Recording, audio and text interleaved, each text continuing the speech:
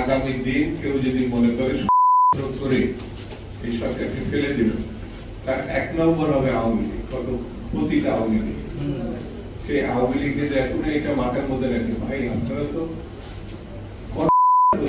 শেখ মুজিব যেমন করেছিল 40,000 বিরোধী দলের নেতা কর্মীকে 3.5 বছর খুন করেছিল। বাপের কথা কোনটা বলে বলতে পারে না। কোন জাতির কাছে ক্ষমা চান, মাপ চান, মুখোমুখি হন, তারা অর্থ যেখানেই রাখেন ফেরত দেন। এটা সাধারণ মানুষের, খেটে খাওয়া মানুষের টাকা। এই মানুষের টাকা আপনারা সেটা ফেরত দেন, তারপরে বিবেচনা করে দেখা যাবে যে আওয়ামী লীগ রাজনীতি করতে পারবে কি পারবে। আপনারা যে বলছেন তার জন্য আপনাদের খুব খুব বেশি প্রয়োজন।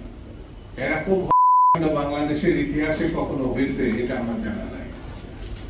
আপনারা সবাই এই যে 1 বছর হতে চলল, কিভাবে হেলিকপ্টার দিয়ে, কিভাবে এই যে এক major general Indian mister covid, তার আগে একজন লেফটেন্যান্ট জেনারেল, এটা শেখ হাসিনার অবদান।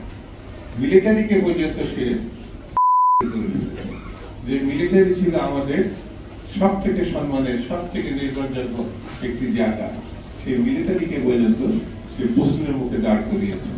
সেই জন্য আমার বক্তব্য খুব পরিষ্কার, অনির্বাচিত সরকার অতি দ্রুত, যত দ্রুত সম্ভব, যদি মনে হয় যে ডিসেম্বরের মধ্যেও একটা সম্ভব, তাহলে সেটা ভাবতে হবে।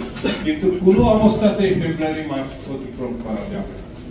এই সময়ের মধ্যেই নির্বাচন করতে হবে এবং নির্বাচনের মধ্য দিয়ে একটি নির্বাচিত সরকার প্রতিষ্ঠা করতে হবে। এর কোন রকম ভিন্নতা দেশবাসী, দেশের জনগণ গ্রহণ করবে। সেই জন্য আসুন আমরা ঐক্যবদ্ধভাবে তৈরি হই গণতন্ত্র প্রতিষ্ঠার জন্য। কোন রকম কাল বাহানা আমরা সহ্য করব না।